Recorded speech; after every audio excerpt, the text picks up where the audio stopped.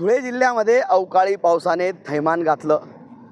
30 मार्च नंतर पुन्हा 2 एप्रिल रोजी झालेल्या अवकाळी पाऊस आणि गारपिटीमुळे संपूर्ण धुळे जिल्ह्यातल्या 4ही तालुक्यातलं हजारो लाखो रुपयाचं नुकसान शेतकऱ्यांचं झालेलं आहे. आपण बघू शकतो की या ठिकाणी कांद्याच्या शेतात आपण आलेलो आहोत आणि हा कांदा जर बघितला आपण तर गारपिटीमुळे आणि अवकाळी पावसामुळे या कांद्याची नासाडी झालेली आहे.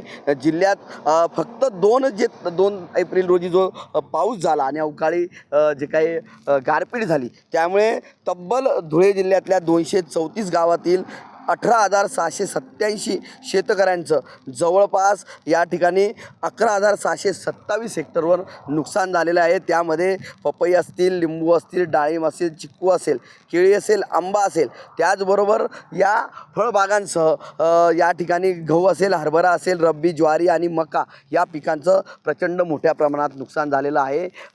आता याबाबत पंचनामे देखील आता करायला सुरुवात झालेली आहे. मात्र पंचनामे करताना शेतकऱ्यांना थेट मदत मिळाली पाहिजे अशी अपेक्षा शेतकऱ्यांनी व्यक्त केली आहे. कारण दरवेळी अवकाळी पावसामुळे होणारं नुकसान किंवा गारपिटीमुळे होणाऱ्या नुकसानाचे पंचनामे केले जातात. मात्र पंचनामे केले गेल्यानंतर प्रत्यक्षात मात्र शेतकऱ्यांना मदत मिळत नाही. त्यामुळे संकटात सापडलेल्या या शेतकऱ्यांना सरकारने पंचनामे करून तात्काळ मदत जाहीर करावी अशी अपेक्षा या ठिकाणी या भागातल्या शेतकऱ्यांनी व्यक्त केलेली आहे.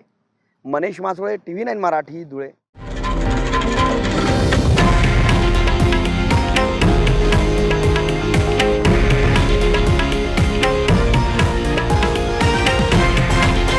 हे आहे देशातील नंबर 1 न्यूज नेटवर्क आणि आपण पाहत आहात TV9 मराठी, एकमेव.